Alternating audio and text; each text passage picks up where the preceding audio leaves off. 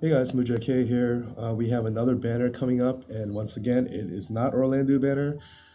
This one was kind of close in time to the Final Fantasy Tactics banner, so I don't know if we're gonna maybe get it next, or if they're just gonna continue teasing us. But anyway, let's go see if this banner is worthwhile at all. The grand prize of the banner is gonna be a new base 5-star mage. His name is Emperor, and his Trust Master reward is amazing. It's the best rod in the game by far now. It's 129 magic. Prior to this, the best rod was Omni Rod, which was Ark's TM. Ark was a base 3-star unit, so it was easy to stockpile a lot of him, but his was only magic plus 91. So 129, this is a big increase, and as well as the HP plus 10% for a nice durability boost. Really great rod. If I were to pull him, that'd be the main reason I'd be excited. Although he is a good mage on his own as well. We'll get more into the details later. Furion, I'm not going to go over him. We already had a separate video on him. Very easy to obtain unit, base 3-star. Goes all the way to 6 stars now, as of Thursday, I should say. And he's a very excellent unit with a lot of killer passives. So check out my other video on it, or other people's videos if you need to know about him. Not going to cover him in this video. The rest of the units only go to 5 stars, so it's debatable how relevant they are, but Leon is actually going to be a very important pull, at least for me and for TMR farmers in general, because his TMR is actually going to be very excellent. Now, it says boost attack when equipped with a sword. This is going to be a 30% boost, and then this one says or heavy armor, which is 20% boost. What I'm not completely clear on is whether or not these will stack, kind of like Dark Fina's, where if she equips a rod, she gets 30%. If she equips a cloak, she gets 20%. If you equip both, you get a grand total of 50%. If this stacks and it gives you a total of 50%, this would be an amazing TMR. Even if it doesn't stack and it's only 30%, it's still going to be very good to have, especially for units that are already naturally going to be using swords like Lunith and Randy. So this is definitely worth a pull for people who actually farm Trust Master rewards. As a unit on his own, again, he's tops out at 5, so it's kind of debatable. And then the booby prize, I guess, is Guy.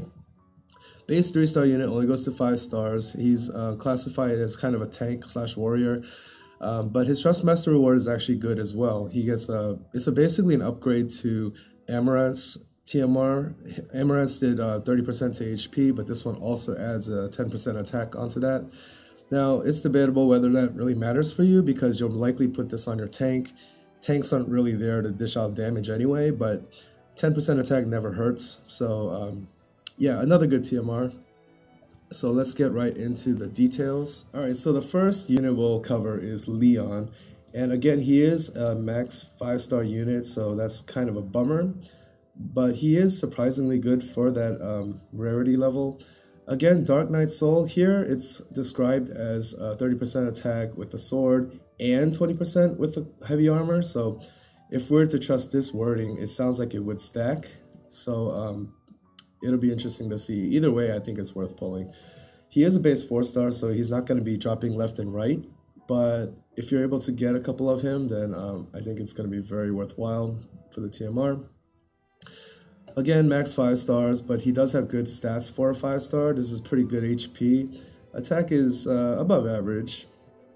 Decent weapon selection, not the best thing in the world, but as you can see, for a 5-star unit, he actually has really high attack passives. He has a 20% here, and then he has a 30% here when equipped with a sword. So obviously his own TMR is going to go great with this. But even natively, if you equip him with the sword, he's going to have a 50% attack boost, which is really big for a 5-star unit. There are ways, obviously, you could farm up TMRs, put it on this guy, and you would have a decent attacker. But if you're putting on that many TMRs, it's probably better to put it on a unit that goes to 6 stars. But you could make him viable in theory. He has a decent AoE right here, 1.9 dark physical damage. He has Barrage, which is pretty, I guess, standard by now. This is a nice ability, 1.6, and it increases his own attack by 50% in case you are not using Embolden or something like that. If you are using Embolden, it's a waste of a turn. But this is the ability that really stood out to me. Phantom, 2 physical damage, 3.2 to all enemies. So this is like a crazy high level AoE attack for a unit that only goes to 5 stars.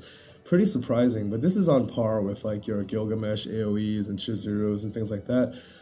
I don't know the attack animations, so I don't know how chainable it is, but even on its own, 3.2 AoE is really excellent. So yeah, I mean, if you're really set on making this guy work, he has the chops for it. His limit burst is a pretty nice AoE as well. So yeah, he has some good abilities. It's just a shame that he doesn't go to 6 stars.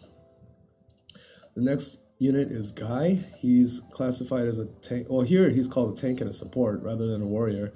I guess I can see that. The unit that he's most similar to would be the 5-star Warrior of Light, and you'll see why in a little bit. He has slightly more HP than Leon. You would expect him to have good HP if he's going to be called a tank. He can equip heavy armor. Oh, I'm sorry, this is light armor. Okay, so he can't equip heavy armor, so he's not going to be able to do the Grand Helm heavy armor combo, which is definitely limiting, but I don't know how many people are really relying on 5-star tanks at this point. And if you are, you're probably using Warrior of Light or Charlotte, maybe. He does have some tanking abilities here natively. He has something that's a little bit better than Blade Blitz with Full Force 1.6 multiplier. If you're in an exploration map, he's able to recover HP, which is kind of nice, I guess. And he's able to self-buff if he drops his HP below 50%. Again, if you're using Embolden or Cheer, this is really kind of negligible, but you know, it's better than nothing. Here he has kind of a decent single target ability, but not really. You'll probably mostly be using Full Break. So this is kind of why I said he's most like Warrior of Light, where he has a Full Break and he has AoE attack. Instead of Blade Blitz, he has this. So at this point of the game, he's not really like a very useful unit. Nobody's really stuck at the 5-star meta right now anyway, unless you're just starting out. But if he had come out, you know, a few months ago, he would have been a really good unit. But as of now, he's really not. So the last unit that we're going to talk about is Emperor. Don't worry, guys, he's not like an ace. He is actually a really good mage, although he's a little bit strange in some ways as well.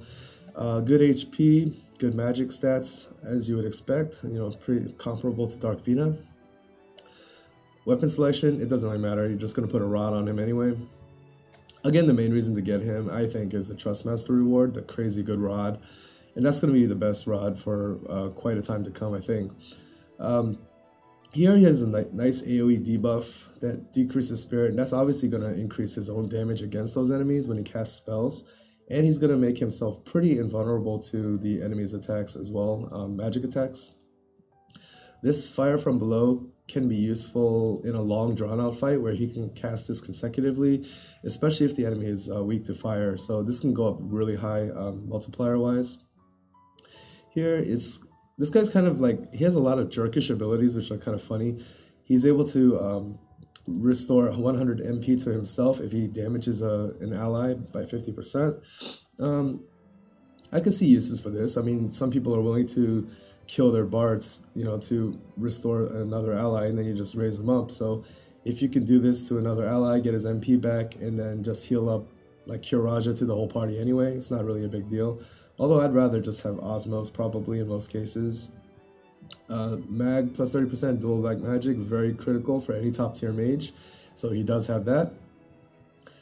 This is a really nice MP recovery. Normally auto refresh would be like 5%, but this guy does 10% per turn. So he's really not going to be worrying too much about MP.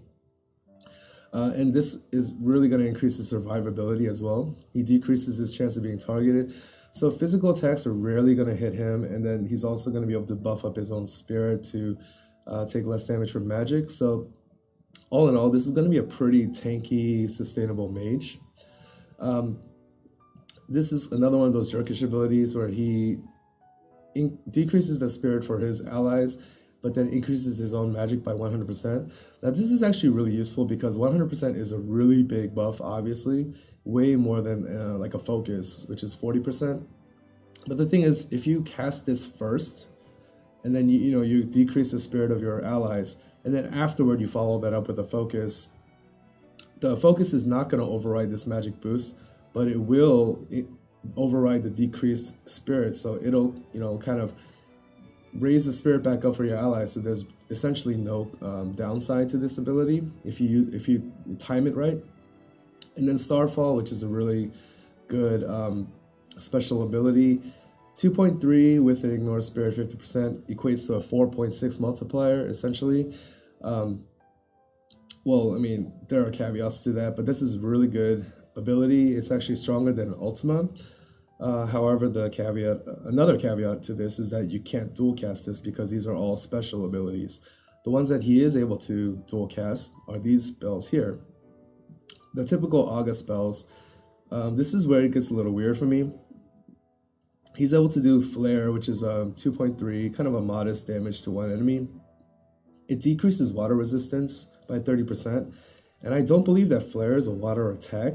If somebody can please correct me, but I find it hard to believe this would be a water attack. And he doesn't have water gust, so if he could decrease the water resistance and then follow it up with a water attack, like dual casted water gust, that would make him really effective, but kind of strange to me here. And then he is able to also cover wind elemental with his limit burst and decrease elemental resistance for all enemies. So if you're decreasing elemental resistance here, and you're decreasing spirit with this debuff here, and you're buffing up his magic by 100% here, he's really capable of doing a lot of damage. So he is a very good mage. I think he's kind of on par with the top tier mages, probably with Dark Fina, but I still prefer Dark Fina just because of the dual cast Ultima and things like that. But he is definitely a good base 5-star mage, definitely worthy. So if you pull him, you should be happy. And his Trustmaster reward is excellent as well. So those are my quick review of these banner units. I really wish that Orlando would hurry up and come. But in the meantime, we're just going to have to settle for banners like these. I am going to be tempted to pull again because of the Trustmaster rewards, and a lot of them are excellent. But all in all, there's really no must-have units if you're not TMR farming. If you're just looking for something to actually improve your party, this is not the banner for you. But for people who do TMR farm, there's a lot of good ones here. So anyway, that's the end of the review, and hope you enjoyed. Catch you next time.